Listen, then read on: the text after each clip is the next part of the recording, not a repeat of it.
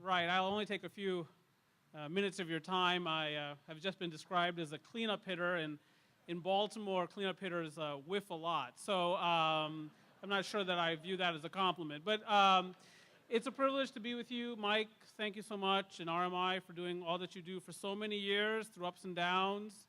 Last week I spoke in Greenville, South Carolina. I don't know if you've ever been to Greenville. It is gorgeous. People are happy. People are well employed. And it wasn't always this way. It's a mill town, textile mill town, depressed for many years. But in 1992, BMW decided that they would want to put their factory in North America there. The first car was produced in 1994, a BMW 318i. That plant has been expanded over the time. Over the course of years, can now produce 450,000 BMWs per annum. It is the largest BMW plant on the planet. There are now BMW and Michelin executives competing with one another to buy $1.5 million condominiums in downtown Greenville. Unheard of. And when I see a plant like that, or Boeing's plant in Charleston, or Volkswagen's plant in Chattanooga, or Mercedes' plant in Alabama, or their plant in Indiana, or Subaru's plant in Indiana, I wonder what could that have meant for Cumberland? What would that have meant for Arbutus or Cambridge?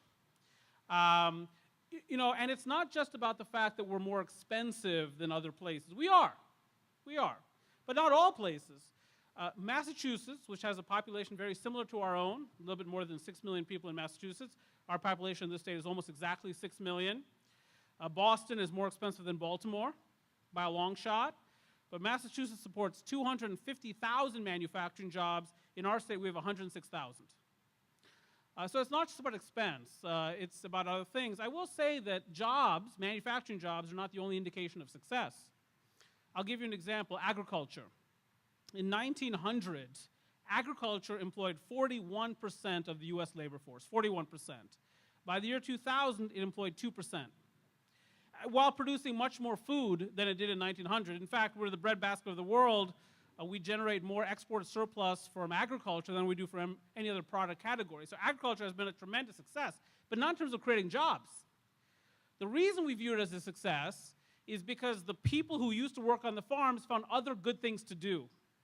They moved to Baltimore, New York, and Boston, and they found jobs, and they actually ended up making more money doing other things. The problem is that we as a nation have not found alternatives to manufacturing employment.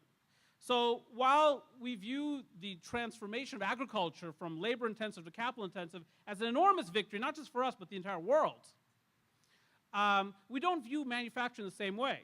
In 1950, manufacturing employed 24% of Americans who work. Today, it's around 8.5%. In Maryland, it's 4%. But one of the problems is that we haven't found other industries to employ those people at wages that they earned when they were in manufacturing. So it's actually as much an indictment about the broader economy as it is about the manufacturing economy. One of the things that you'll hear, and in fact you hear during the presidential campaign, is that we need to encircle America, to fence it off, if you will, to try to protect and create US manufacturing jobs. You've heard this before. One candidate, who will go unmentioned, has proposed a 45% tariff on Chinese goods. I'm not suggesting that's a good idea or a bad idea, but at the end of the day, it probably won't save that many jobs. You know why? Because the number one reason we lose jobs is because of automation, not because of international trade. We can try that, but it won't save the jobs forever, that's for sure. It might delay certain kinds of job loss. More important, I think, is to focus on the global economy and being the best that we can be. One of the things that manufacturers, among others, complain about is you can't find workers. And this is true for many industries. I don't know if you've heard, but the US labor force participation rate is 62.8%. Well, that's a 38-year low.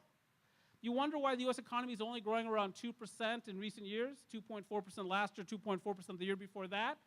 There's not enough of us pulling the rope. And I know work is a pain. It is. And sometimes you hear people say, I love my work. No, you don't. You do it. I mean, that's fine. You can say it, and you're the boss is around. I get it. But it's work. We call it work for a reason. But work is one of the ways we contribute to our society. So we work, we produce, we add to gross domestic product, and then we share it. Now, if you're Bernie Sanders, you want to share it completely. If you're somebody else, you want to share it a little differently. But the point is that's how we contribute to our society, at least one of the ways. We don't have enough people sharing. And we don't have enough probably people producing. Okay. So, that's an issue. But the other part of it is that the workforce that we do have sometimes is not that reliable. I'll give you an example. Do you know the number one reason Americans lose their job? It's not because they can't publicly speak, which is probably what you're thinking. The number one reason is they don't show up to work. That's the number one reason. They don't show up to work. Number two reason? They show up to work late consistently. That's a problem. And then, of course, the other thing is that, we have to train this workforce. And as I say, it's not just about manufacturing. Several Saturdays ago, I delivered a presentation to the New York Motor Truck Association, the New York State Motor Truck Association in Buffalo, New York. That's how glamorous my life is. And those trucking firms will tell you, we can't find truck drivers. Construction firms will tell you, we can't find electricians. We can't find heating and air conditioning professionals. We can't find roofers. So it's not just manufacturing, but it is part of the overall condition of the U.S. labor force. So there's a lot of things that we could do better. We talk about public-private partnerships. We talk about university and commercial partnerships, all those kinds of things. We talk about the life sciences, cybersecurity. I hope all of these things generate a lot of jobs, but ultimately, this is not so much about job creation. Because, I'll give you an example of a great company, Under Armour. That's a great company. Damien, among us, Damien is a tremendously accomplished person in his own right. But one of the other things about Damien is he hangs out with Kevin Plank. I hang out with a poster of Kevin Plank. But one of the things I'll note about that company, which has generated enormous amounts of wealth, and by the way, manufacturing is one of the ways that we generate wealth. You don't generate wealth by cutting one another's hair. We don't generate wealth by flipping burgers back and forth or giving people certified massages. We generate wealth by transforming inputs into outputs and having a value added. That's how you create wealth. This is wealth, by the way, Martin's West. Construction also generates wealth.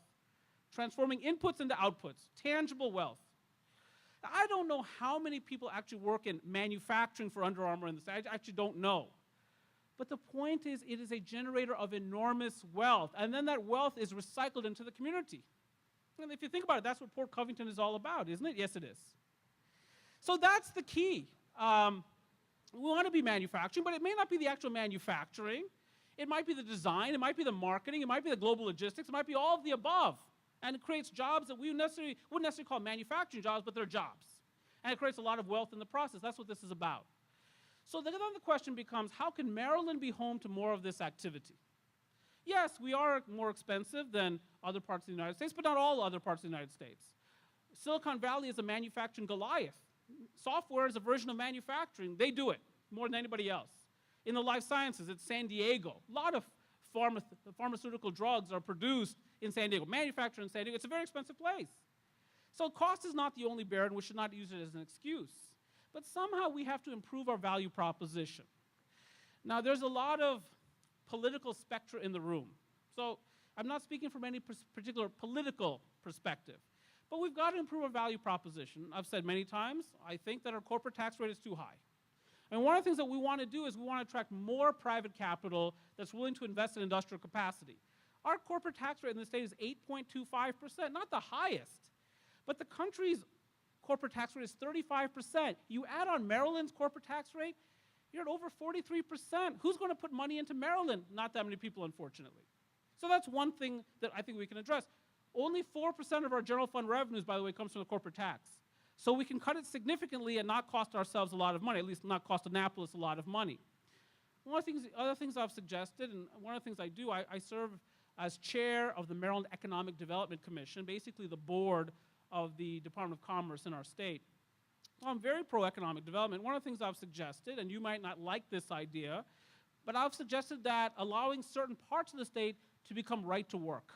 Maybe in Allegheny County, Caroline County, so on and so forth, maybe. There's different pathways to success. But I noticed that Indiana is now right to work, Michigan is right to work, they've made that decision. And what I'm suggesting is that we maximize the chance that we attract the next big investment, the next Boeing factory, the next Tesla battery factory, the next Volkswagen plant, maybe that's a bad example. But the point is that we attract those heavy hitters, that industry, create those jobs, and the next generation of middle-class residents in Maryland.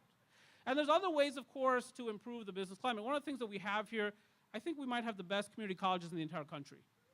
They're fantastic. That's a resource. I don't say that as an applause line, but it does deserve applause. I mean, we really have put a lot of energy into our two-year colleges, and they are fantastic, and that's a resource. Unfortunately, they monitor success how? By placing their graduates into jobs. And manufacturing has not been a significant job creator in Maryland, so they've tended to focus more on healthcare and professional services and other aspects of economic life. The rising tide lifts all boats. Somehow we have to turn this around. I think we start with the business climate first. We start with training a workforce first, and we make sure that manufacturing is sort of right at the top of our list in terms of target industries. Because when you hear people from the state, for instance, talk about target industries, it's life sciences, it's cybersecurity, but it's not necessarily manufacturing. They've sort of given up on that. They shouldn't, because manufacturing will always be part of our lives, always part of the global economy. Other places have shown that we can create a lot of jobs in the process, recreate a middle class. Greenville, South Carolina is really pretty. And a few manufacturing jobs in West Baltimore would really help right about now.